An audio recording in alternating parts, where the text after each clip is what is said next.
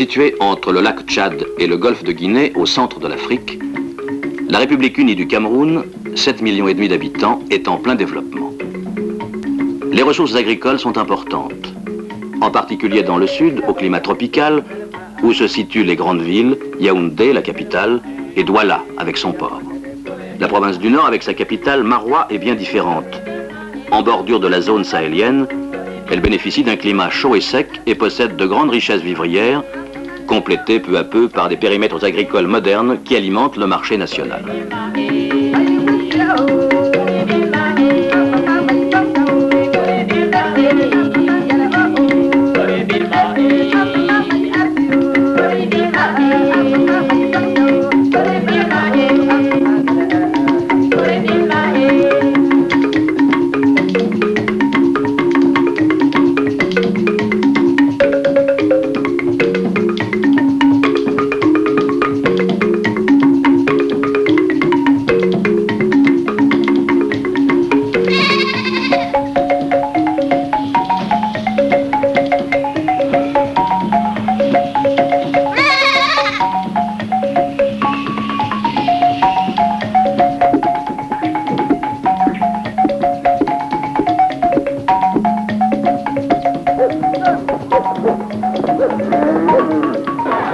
Les populations, très diversifiées, conservent un mode de vie traditionnel animé par les marchés en pleine brousse.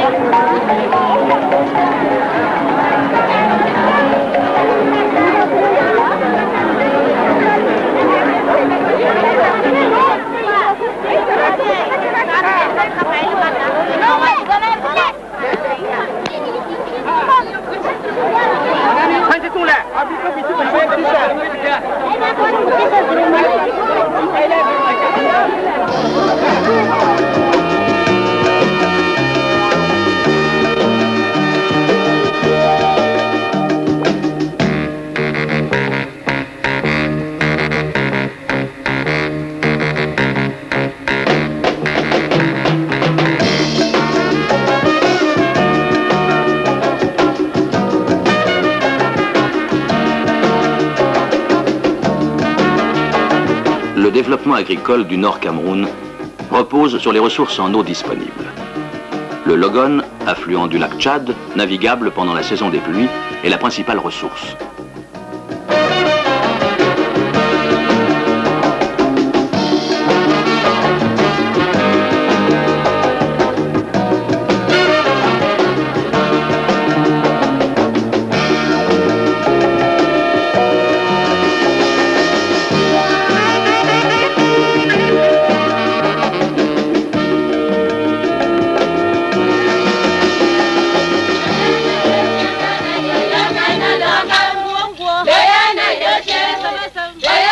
L'alimentation en eau des villages et des troupeaux est assurée à partir de puits aux ressources limitées.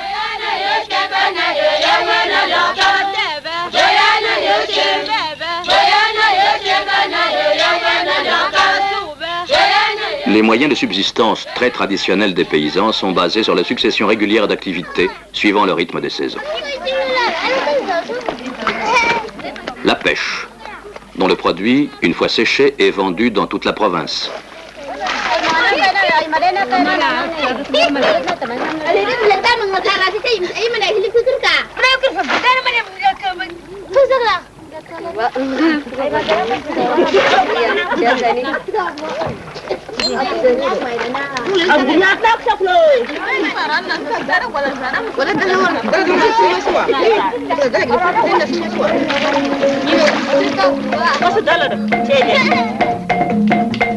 L'élevage de chèvres, de moutons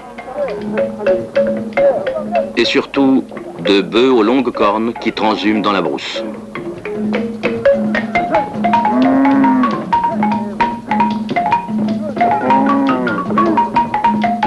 Le coton constitue une production commercialisable bien adaptée à la région et à la culture sèche.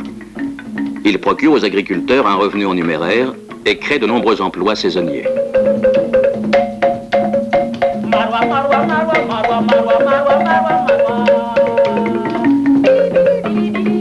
Les Les cultures vivrières sont le sorgho,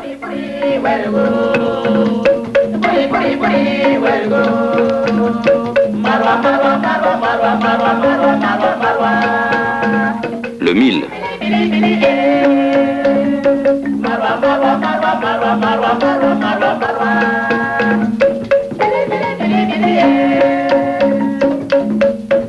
et depuis quelques années dans la région de Maroua, les cultures maraîchères irriguées par puits.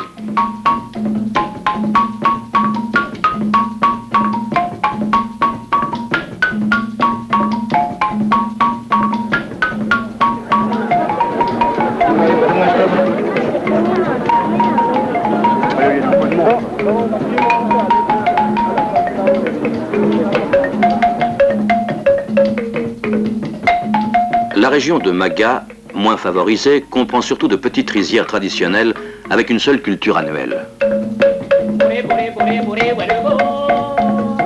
Pour accroître les ressources nationales par une riziculture moderne, avec 2 cultures annuelles, l'irrigation est nécessaire. Elle permet de vaincre la longue sécheresse annuelle qui contraste fortement avec les autres mois de la saison des pluies.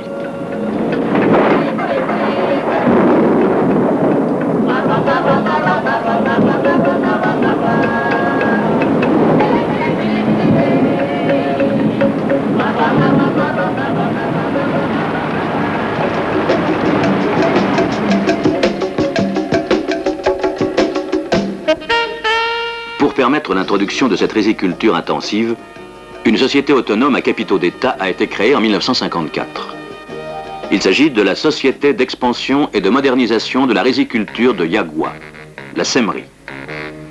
Dans le premier périmètre de la Saimerie, près de Yagua, l'irrigation des rizières par pompage des eaux de crue et d'étiage du Logon a été étudiée par Sogrea, puis réalisée avec sa participation directe de 1969 à 1977. Dans une région qui était déjà sensibilisée à la culture du riz, 5300 hectares ont été mis à la disposition des riziculteurs. La maîtrise de l'eau est complète, avec un réseau rustique, canaux en terre, peu d'ouvrages en béton.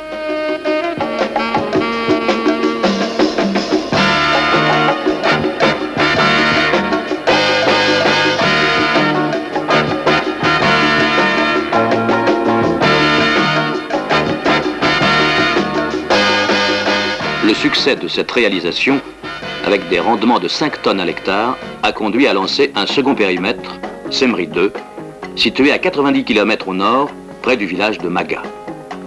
Pour la protection écologique du lac Tchad, un protocole entre le Cameroun et le Tchad interdit le pompage des eaux d'étiage du fleuve.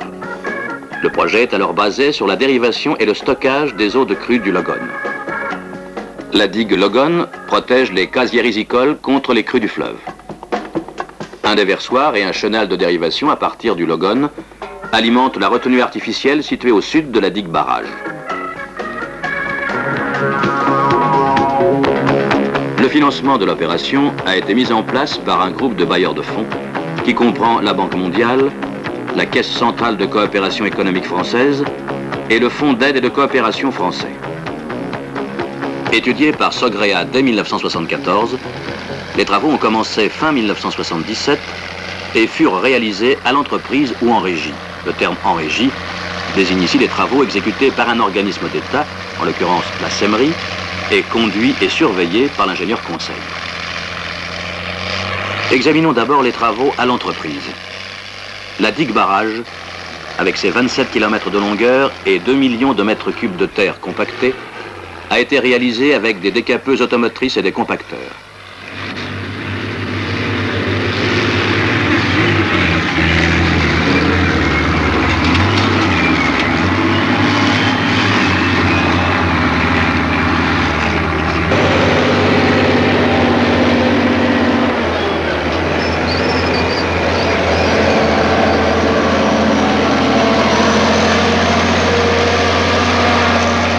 Commencée en février 1978, elle a été terminée en juin 1979.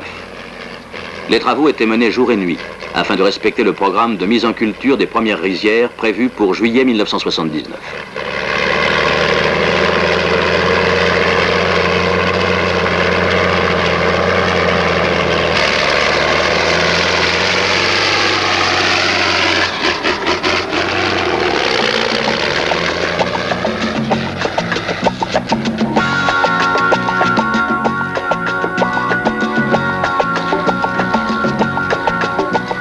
Le déversoir, long de 750 mètres, conçu d'une manière rustique, contrôle les échanges entre le lac et le Logon pendant les crues. Selon les variations des niveaux d'eau, il fonctionne soit comme prise d'eau d'alimentation de la retenue, soit comme trop-plein.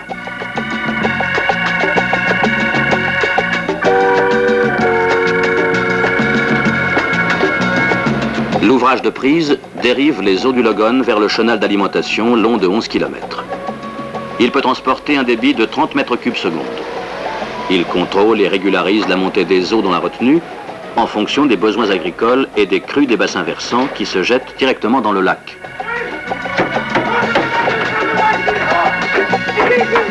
Le début du remplissage du lac peut être avancé sans préjudice pour le régime du Logon, puisque les eaux en excès peuvent retourner au fleuve grâce au déversoir à proximité de la digue barrage.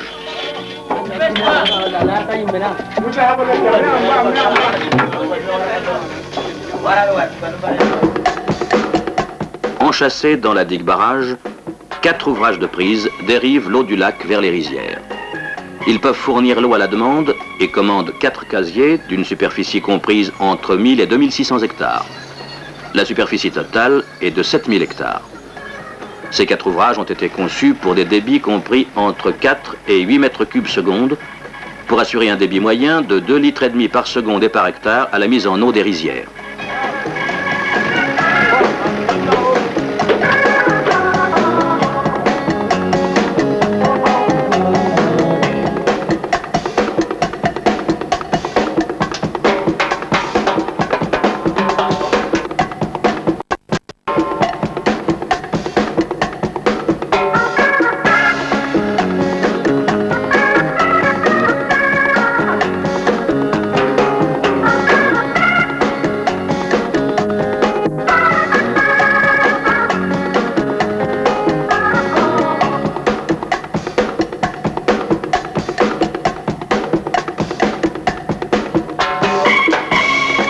En raison des variations importantes du niveau de la retenue, les prises sont équipées de vannes spéciales, assurant automatiquement un niveau aval constant dans le canal d'irrigation. L'ouvrage Vrick est un ouvrage de vidange de 100 mètres cubes seconde.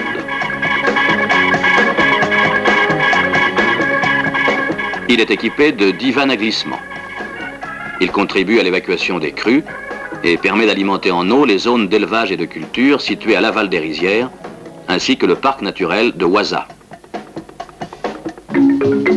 La construction du réseau d'irrigation et l'équipement des rizières s'effectuent en régie. Commencés en 1977, les travaux se termineront en 1983.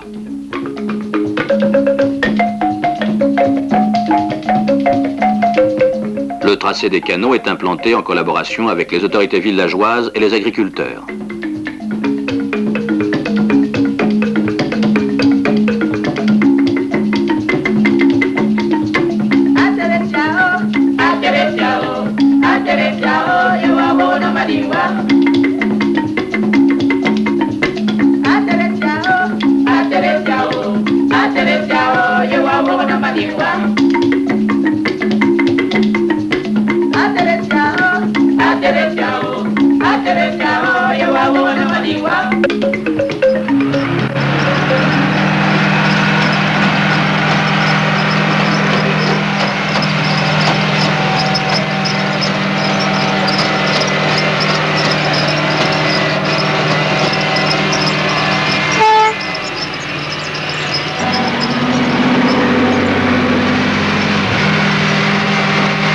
Les 4 canaux d'irrigation primaire, longs de 2 à 5 km, sont creusés à la décapeuse et talutés à la niveleuse.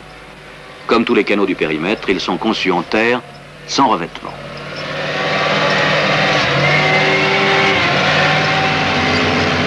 Des conducteurs de travaux Sogrea dirigent les chantiers, dont le matériel et les matériaux appartiennent à la Semerie. Le personnel est géré par la Semerie.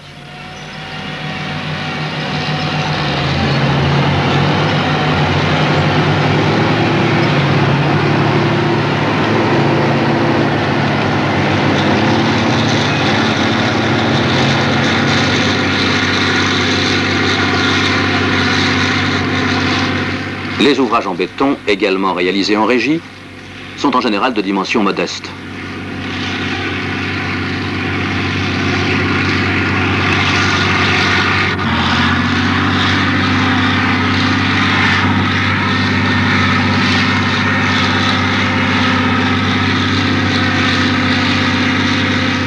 Dans les canaux primaires, de gros ouvrages sont équipés de vannes automatiques, jouant le même rôle que les vannes situées en tête du canal.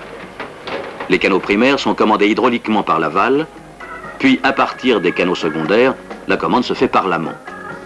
La distribution des gros débits est ainsi automatique, souple et sûre. La commande par l'amont pour les débits plus faibles permet d'assurer un contrôle suffisant des volumes fournis aux rizières. Les canaux secondaires et les collatures sont réalisés à la pelle hydraulique.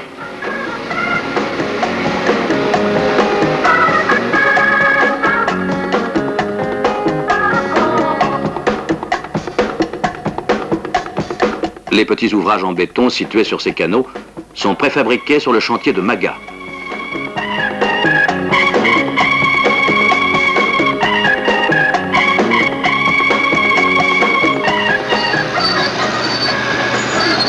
Les parcelles plantées en riz représentent 7000 hectares répartis sur les 4 casiers.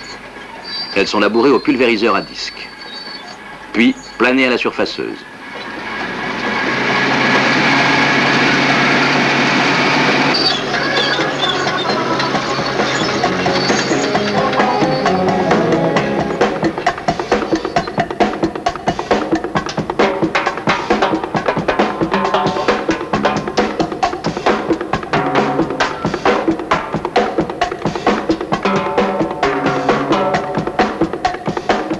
Un relevé topographique permet d'étudier les aménagements à la parcelle.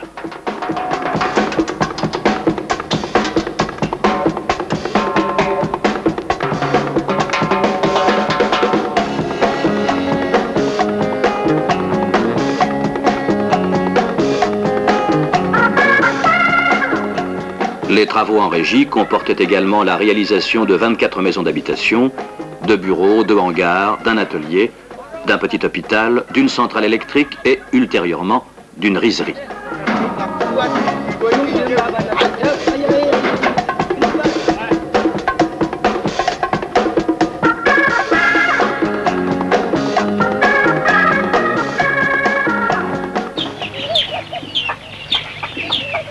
En juin 1979, les travaux intéressant la retenue artificielle sont terminés.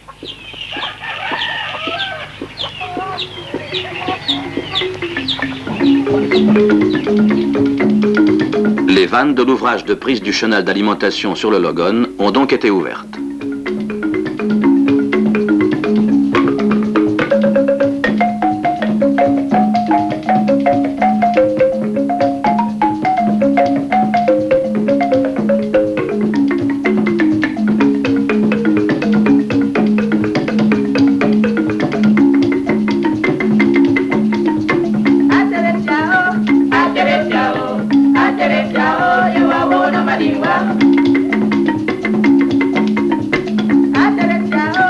En août 1979, le Logon en crue franchit le déversoir.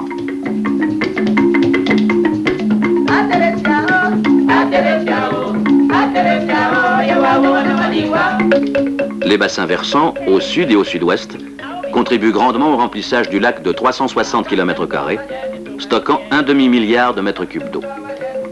La retenue, remplie, est inaugurée par les autorités camerounaises. Plusieurs missions de supervision des travaux sont envoyées par les bailleurs de fonds. Ici, après la mise en eau de la retenue.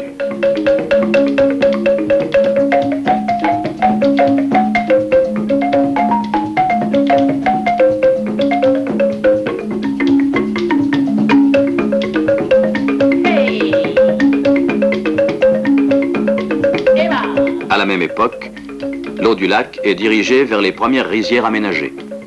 800 hectares plantés en riz sont irrigués sur le casier de Maga.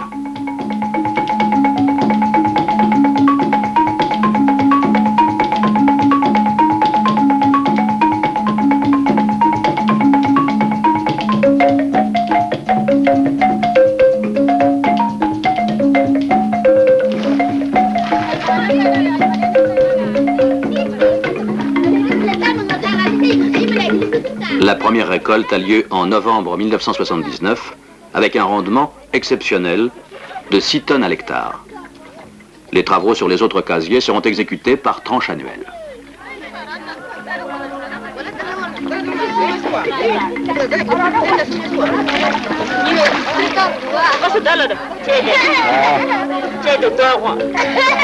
Un an et demi après le début des travaux, le projet était déjà opérationnel et respectait ses objectifs. Premier remplissage du lac complètement vide, et ceci, malgré une faible hydraulicité du Logone cette année-là. Récolte de riz dès la première année. Respect du calendrier d'avancement des travaux et de l'enveloppe financière. Transfert réussi des populations et adaptation rapide à la riziculture par repiquage. Ressources piscicoles très développées. Création d'emplois. Formation de conducteurs d'engins et de directeurs de travaux. Accroissement du revenu des agriculteurs.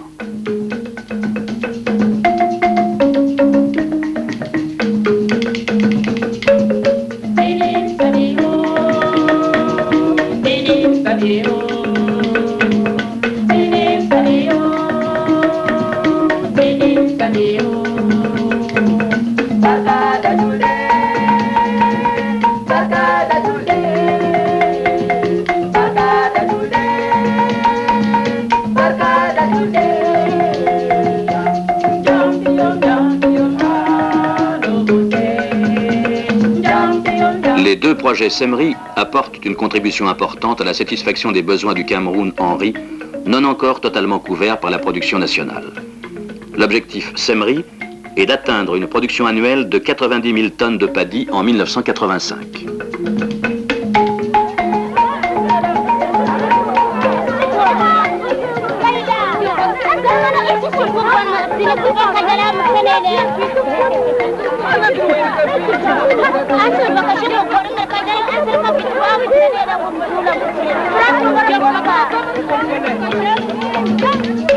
Il convient de souligner l'efficacité du maître d'ouvrage, la SEMRI, dans son rôle de direction et de coordination, et il faut également se féliciter de l'esprit d'étroite collaboration qui a régné entre les différents acteurs responsables de l'opération. Autorités camerounaises, agriculteurs, bailleurs de fonds, équipes des travaux en régie, entreprises et ingénieurs conseils. Ce sont ces facteurs qui ont permis la réussite de l'aménagement.